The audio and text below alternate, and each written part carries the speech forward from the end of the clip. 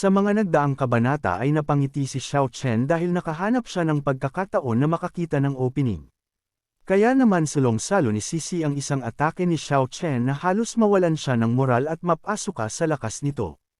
At sa pagpapatuloy din ng kabanata ay napasuka na nga ng dugo si Sisi sa lakas ng binitawang atake ni Xiao Chen kaya naman napamura na lamang siya dito.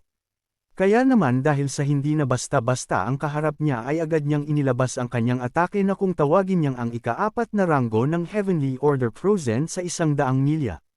Nang makita ito ni Xiao Chen ay bahagya siyang napahanga dito. At napangiti siya dito dahil gusto niya itong subukan. Subalit hindi pa man pinapakawalan ni Sisi ang kanyang atake ay agad na sumugod si Xiao Chen dahilan upang mawasak ito at nauwi sa mga peraso. Kaya naman napa-atras din na lang si Sisi dahil sa biglaang atake ni Xiao Chen. Habang walang depensa si Sisi ay agad na sinundan ni Xiao Chen ng isang malakas na suntok sa kanyang mukha. Na sinamahan pa ng isang sipa dahilan upang tumilapon siya dito. Nagpagulong-gulong si Sisi sa sahig sa lakas din ng sipa ni Xiao Chen. Nang makabangon siya ay sinabihan niya si Xiao Chen, "Bueset ka talaga, pinipilit mo talaga akong gawin ko pa na kahit ayokong dumaan na sa ganito." Agad na inayas niya ang kanyang sarili at kinuha niya ang pil sa kanyang kaliwang bahaging dibdib. Nang makuha niya ito ay agad niya itong kinain upang mas tumaas pa ang kanyang antas. Nakilala naman ito ni Xiao Chen kaya naman nasabi na lang niya na iyan ang ika-4 na ranggo ng Heavenly Rank, ang Heavenly Ascendant Pil na nagmula sa kaharian ng espada sa pamilyang Bai. Dagdag pa niya na ang Tian Shengdan, ang paraan ng pag-akyat sa langit, ay lubhang nangingibabaw, bagamat maaari nitong lubos na mapabuti ang lakas, bilis at iba pang kakayahan ng isang tao, ang mga negatibong epekto ay napakalinaw din, umakyat sa langit at ang mga umiinom ng tabletang ito ay mamamatay o malubhang masugatan at mamamatay. Dahil sa ginawang pag-inom ni Sisi ng pil ay lumabas ang isang senday na may daladalang matinding aura. At pinataas ang mga abilidad ni Sisi at ang kanyang antas at mapabuti ang mga kakayahan.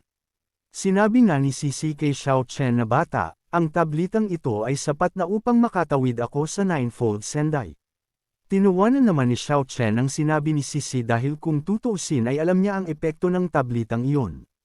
Nagpatuloy ang pag-akyat ni Sisi sa mataas na antas na umabot na sa ika-10 Sendai.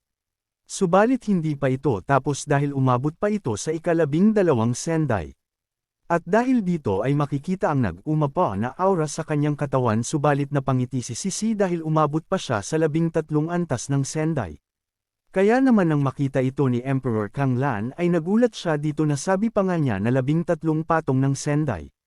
Sa isip-isip naman ni Xiao Chen na sa kaharian ng dakilang emperador, pagkatapos tumawid sa 9 na tiklop na walang kamatayang plataporma, kung gusto mong umangat sa pinakamataas na kaharian, kailangan mong tumawid muli sa 9 tiklop na walang kamatayang plataporma at maabot ang 99 na tiklop na kaharian.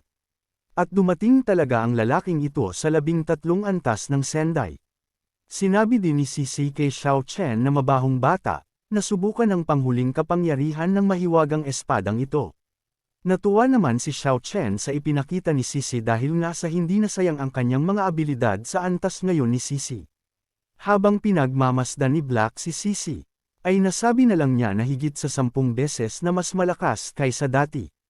Nang matapos ang paghahanda ni Sisi ay agad na itong nagpakawala ng kanyang atake at sabay niyang sinabi kay Xiao Chen na ang espadang ito ay siguradong papatay sa iyo.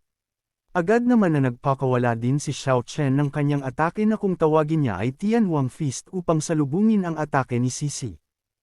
Nang magsalpukan ang dalawang malakas na atake, ay nagkaroon ng matinding pagsabog na nagpayanig sa kaharian ni Kanglan. Habang naghahanda ulit ng atake si Sisi ay sinabi niya kay Xiao Chen na sa espada kong ito, ay makakapatay na ako ng mga immortal. Subalit sa kanyang mga sinabi ay hindi na nagsalita si Xiao Chen bagkus ay nagpakawala ito ng kanyang Tianhuang Fist Second Punch. Sinalubong naman agad ito ni Sisi at makikitang bumulusok ang maraming espada na nababalutan ng aura. Subalit nagawang masira ni Xiao Chen ang maraming bilang ng espada sa pamamagitan ng kanyang abilidad na maraming kamao. Sinabi naman ni Sisi kay Xiao Chen na ang aking espada ay hindi masisira ng Panginoon at ng Buddha. At nang matapos siyang magsalita ay nagpakawala na naman ito ng atake gamit ang saber intent ng espada.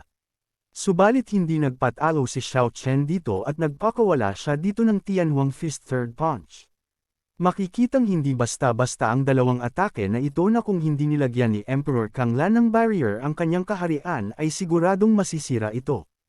Nang magsalpukan ang dalawang malakas na atake ay nagkaroon ng malakas na pagsabog at impact. Bahagya namang natangay si Xiao Chen sa lakas ng impact nito. At makikitang napinsala din siya ng bahagya sa lakas nito. Samantalang si Sisi ay napangiti pa ito at makikitang naglalaway siya sa kagustuhan na matalo niya si Xiao Chen. Naghanda na naman ng isang atake si Sisi sa nasbay pa nga niya kay Xiao Chen na ang pangatlong espada ay kayang wasakin ang mga nilalang. Habang naghahanda si Sisi ng kanyang atake ay makikitang tuwang-tuwa ito.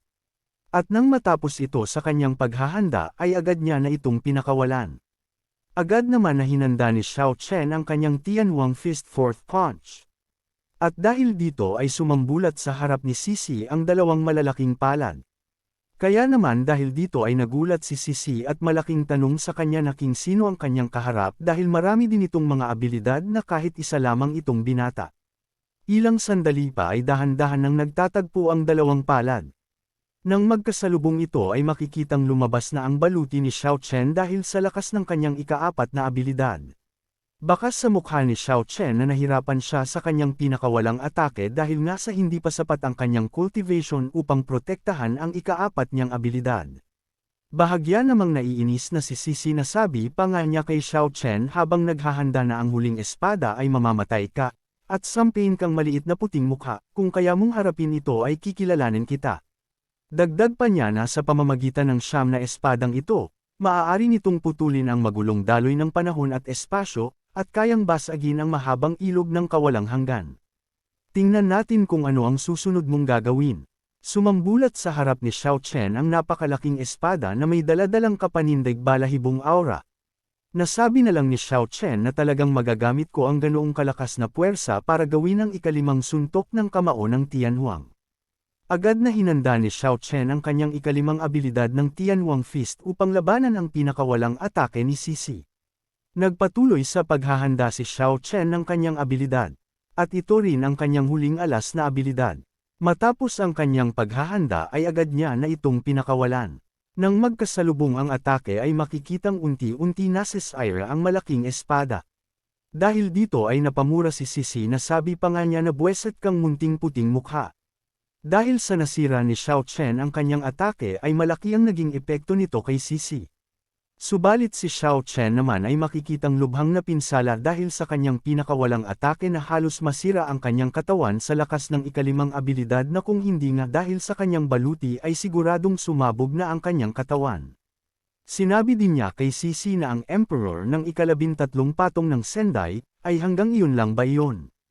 Tumilapon naman ng malayo si Sisi dala-dala ang natanggap niyang pinsala. Nang bumagsak sa lupa ay makikitang hindi na nito nagawa pang makatayo. Bakas sa kanyang mukha ang matinding pinsala na kanyang natanggap.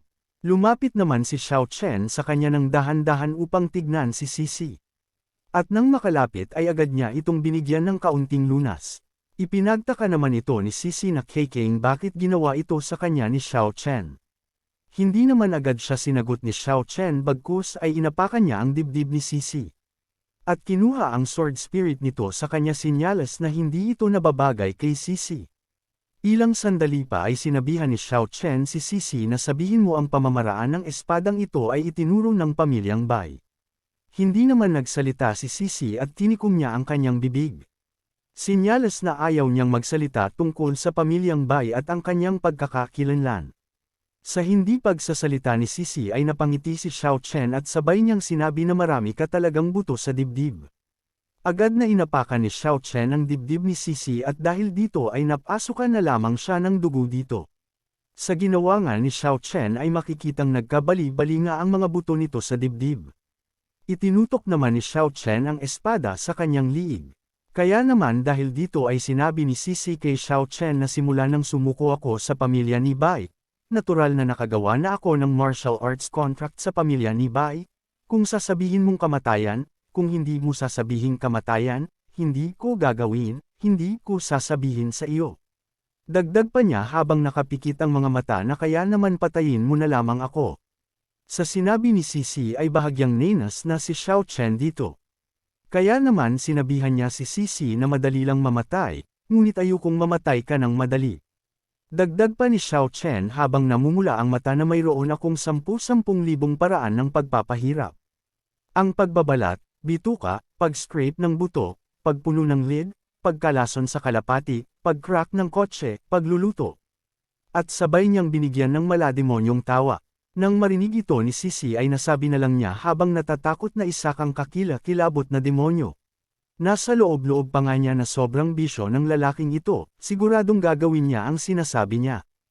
Dahil sa hindi pa din nagsisalita si Sisi ay nilabas niya ang kanyang malademonyo aura at sabay niyang sinabi na huling pagkakataon, kung wala kang sasabihin, susubukan ko ito sa iyo isa-isa. Siya nga pala kailangan mong kumapit. Sa mga sinabi ni Xiao Chen ay bahagyang napapaisip si Sisi dahil kung hindi niya sasabihin ay siguradong maari siyang pahirapan nito. Maya-maya pa makalipas ang ilang sandali ay nagsalita na siya na ang aking espada ay ipinagkaloob ng pamilyang Bai si Bai Wuchen, at ang martial arts contract ay pinirmahan din sa kanya. Nang marinig ni Xiao Chen ang sinabi ni Sisi ay napaisip si Xiao Chen dahil ang Bai Wuchen na ito ay bahagyang pamilyar sa kanya. Kaya naman sinabi niya kay Sisi na hindi ba't namatay na ang matandang iyon makalipas ang ilang taon. Sinabi naman ni Sisi na kilala mo din pala ang nilalang na iyon.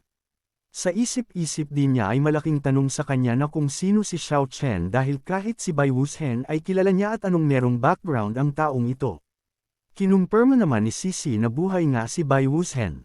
Galit na galit naman si Xiao Chen na sabi pa nga niya na ang matandang ito ay nagkunwaring patay at lumalabas na maliit lang ang plano. Dahil sa alam na ni Xiao Chen ang pagkakakilanlan ni Sisi ay sinabi niya na hindi kita papatayin subalit kailangan mong sumuko sa akin at pumirma ng martial arts contract.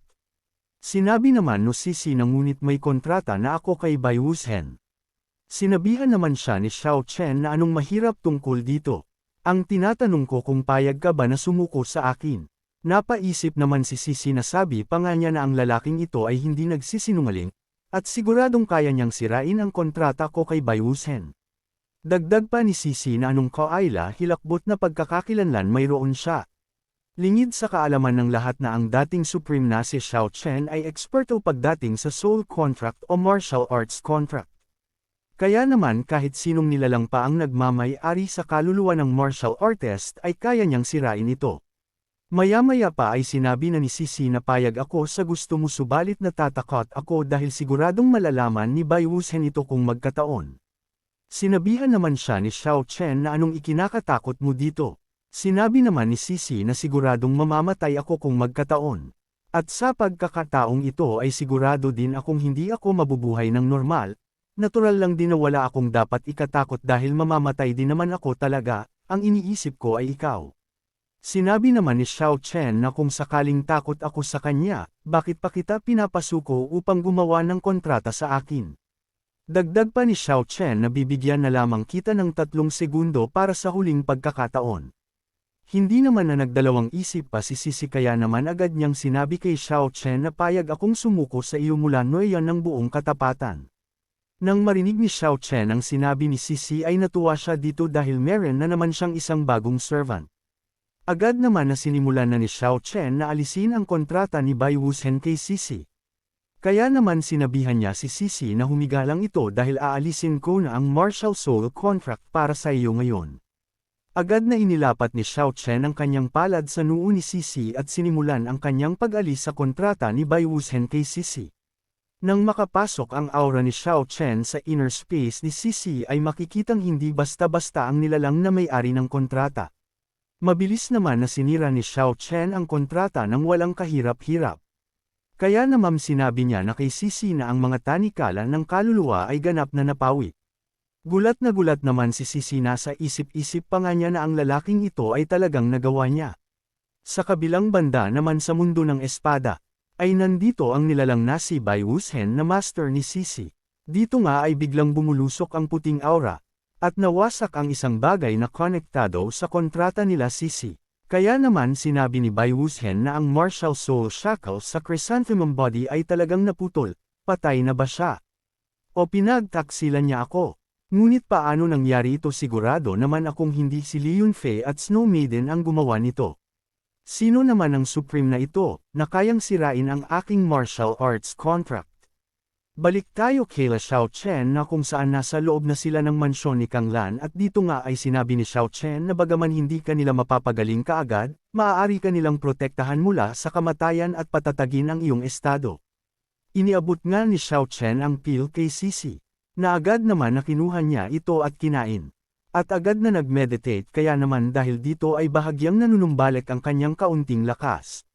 At dahil din dito ay bahagya na siyang nahihiya kay Xiao Chen, sinabi naman ni Xiao Chen sa kanya na naisaayos na ba ito. Dagdag pa ni Xiao Chen na simulan na natin ito at agad na inilapat ni Xiao Chen ang kanyang kamay sa ulo ni Sisi.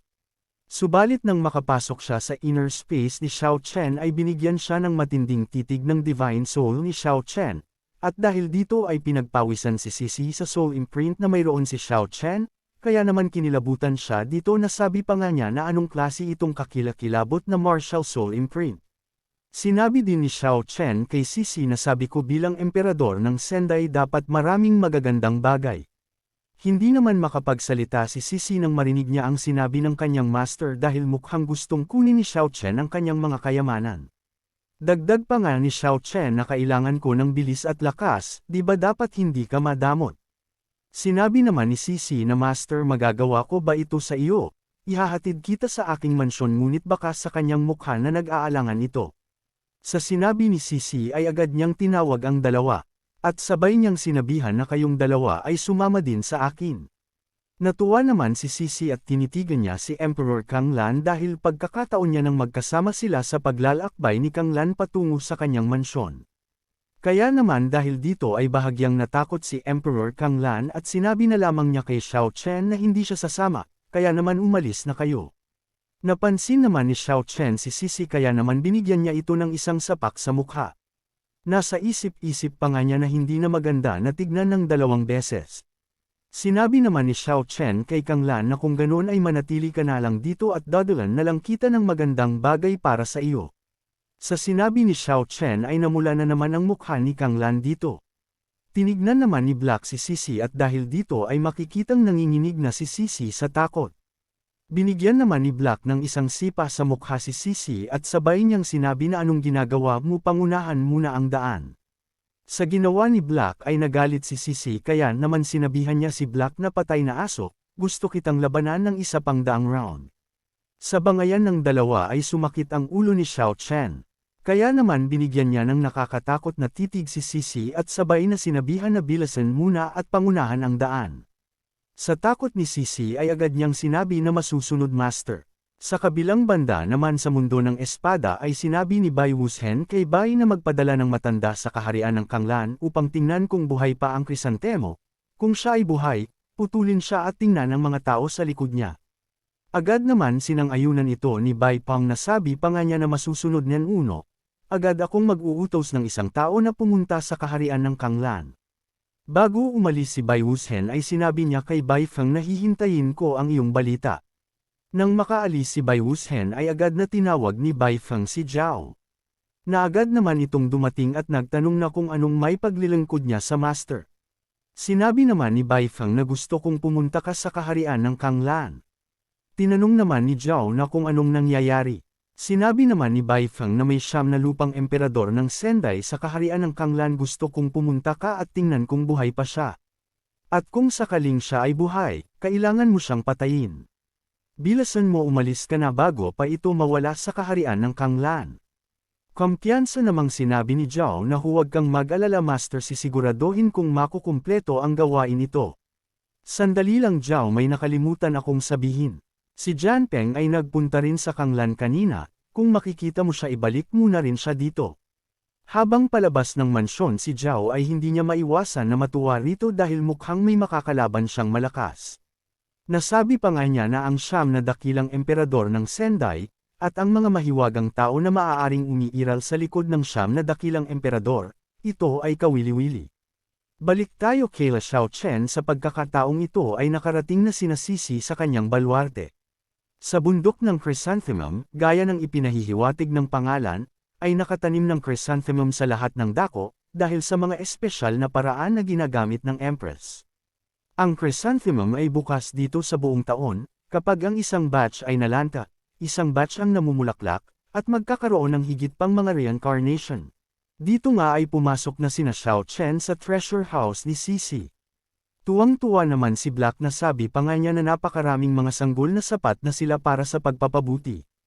Nang makita nga ito ni Xiao Chen ay sinabi niya kay Sisi na karapat-dapat na maging 79 na beses na emperador, ang koleksyon ay talagang napakayaman. Sinabi naman ni Sisi sa kanyang master na pinuri ang background ng aking pamilya sa loob ng libu-libong taon. Sinabi naman ni Xiao Chen na huwag kang mag-alala, bibigyan kita ng isa pang pabor.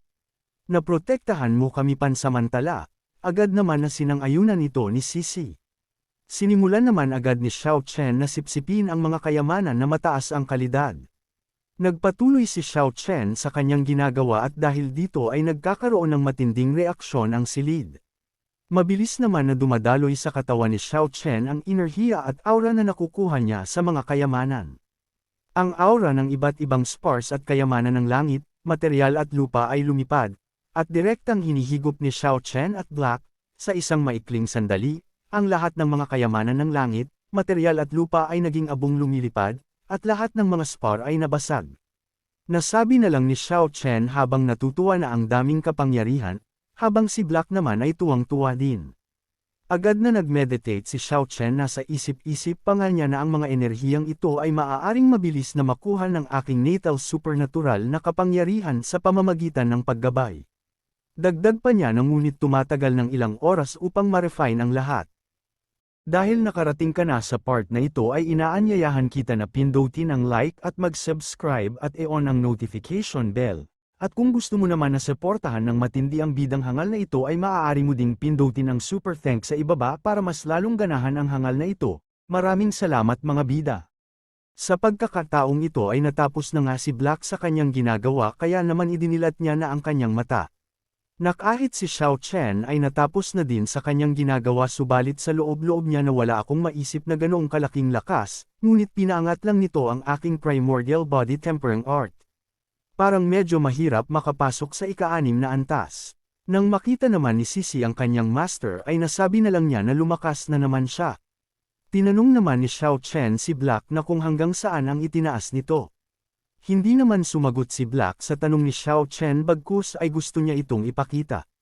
Kaya naman agad na inilabas ni Black ang kanyang aura kaya naman sumambulat kay Xiao Chen ang nag-aapoy na aura ni Black sinyalas na nakalusot na naman ito sa panibagong antas. Nag-alala naman si Sisi na sabi pa nga niya na itigil na ang pagpapalabas ng kapangyarihan nito dahil masusunog ang kanyang mansyon. Agad na inapula niya ang apoy na kumalat sa mansyon upang hindi masunog ng tuluyan ang kanyang mansyon. Sinabi din ni Sisi na ang dugo ang aso sa lahat ng paraan, ay talagang sinasadya niya ito. Sarkastiko namang sumagot si Black na sabi pa nga niya na sinasadya ko ito ano naman ang gusto mong mangyari. Umiiyak namang sinabi ni Sisi na sobra na akong nagagalit sa iyo. Hindi naman pinansin na ni Black ang sinasabi ni Sisi. Bahagya namang inilipat ang eksena na kung saan sa isang mansyon sa Kanglan ay nandito na si Zhao. At isa-isa niya nang inaatake ang mga gwardya, at tinanong niya ang Panginoon ng lungsod na kung saan ang mansyon ng Chrysanthemum. Sinabi naman ng Panginoon ng lungsod na hindi ko talaga alam kung saan ang Chrysanthemum Great Emperor. Ikinagalit naman ito ni Zhao sa isinagot ng Panginoon ng lungsod, dagdag pa ng Panginoon ng lungsod na hindi ko talaga alam kung saan ang kanyang mansion. Sinabi naman ni Zhao na ang Panginoon ng isang marangal na lungsod, isang ika-6 na antas ng emperador ng Sendai, ay hindi man lang alam ang gayong maliit na bagay. Dahil sa wala siyang nakuhang impormasyon ay agad niyang pinaslang ang ito na sabi pa nga niya na anong silbi mo. Nakita naman ng mga tao ang ginawa ni Zhao na sa isip-isip pa nga nila na pinatay dito ang marangal na ika-6 na antas na emperador ng Sendai. Ang babaeng ito ay lubhang kakilakilabot. Nakiusap naman ang isa sa mga ito na nais naming hanapin ang kinaroroonan ng taong iyon para sa iyo, aking Panginoon, ngunit mangyaring huwag mo kaming patayin. Sinabihan naman sila ni Zhao na mayroon lamang kayong 3 araw kapag hindi nyo ito nahanap ng 3 araw, ang lahat ay mamamatay. Matapos niyang magsalita ay binigyan niya pa ang mga ito ng death curse. Nasabi pa nga ni Zhao na ito ang aking unique ghost death curse, Pagkatapos ng 3 araw kung walang balita na gusto ko. Hintayin mo na lang na mamatay sa purgatoryong sakit at paghihirap. Balik naman tayo sa Chrysanthemum Mountain na kung saan tapos na nga sina Xiao Chen. At lumabas na sila dito na sabi pa nga ni Xiao Chen na sa wakas ay natapos na din kaya naman makakauwi na tayo. Subalit sinabi naman ni Sisi na sandali lang Master. Master hindi ba't sinabi mo kanina na bibigyan mo ng magandang bagay si Kang Lan? Sa sinabi ni Sisi ay nasabi na lang ni Xiao Chen na muntik na itong makalimutan. At sa isip-isip naman niya na sa hindi inaasahang pagkakataon naging mapagbigay ang lalaking ito. Dagdag pa niya na ang lalaking ito ay mayroong malaking puso. Agad niyang itinanong na kung mayroon ba itong magandang bagay na pwedeng ibigay kay Kang Lan. Sinabi naman ni Black na sigurado ako na hindi maganda ang isip ng lalaking ito. Sinabi naman ni Sisi na buti na lang, noon ko pa gustong ibigay sa kanya pero hindi ako nagkaroon ng pagkakataon. Tinanong naman ni Xiao Chen na kung ano ito. Sa tanong ni Xiao Chen ay nahiya ang loko at namula ang mukha nito. Sinabi naman ni Xiao Chen na isang bagay na pumuputok ilabas mo na. Bumaba naman si Black dahil sa hindi pa din ibinibigay ni Sisi ang bagay na sinasabi niya. Agad itong binigyan ni Black ng isang mabilis na atake sa mukha dahilan upang tumilapon ito. Hindi naman agad nakatayo si Sisi dito. Nang makatayo siya ay sinabi niya kay Black habang umuusok sa galit na ikaw na patay na aso. Agad na bumalik si Black sa ulo ni Xiao Chen at bumalikwas ito ng tingin. Sinabi naman ni Xiao Chen na tama na ang pag-aaway nyo, balik tayo sa sinasabi mo kanina. At dito na din matatapos ang ating episode mga bidang hangal subalit hindi matatapos ang araw na ito nang hindi tayo nagga-shoutout, kaya naman shoutout kay Elizabeth Vicheg Lopez from Orani, Bataan. Gilbert Vallejo, Cedric Cipres, at shoutout din sa bida nating hangal. At hanggang dito na lang muna mga bida. At sa mga hindi pa na shoutout ay huwag kayong mag-alala dahil nakalista naman ang iyong mga pangalan at nakikita ko ang mga comments nyo. Maraming salamat sa panunood at magkita-kita ulit tayo sa mga susunod na kabanata, kaya naman mangyaring pa-like na lang po.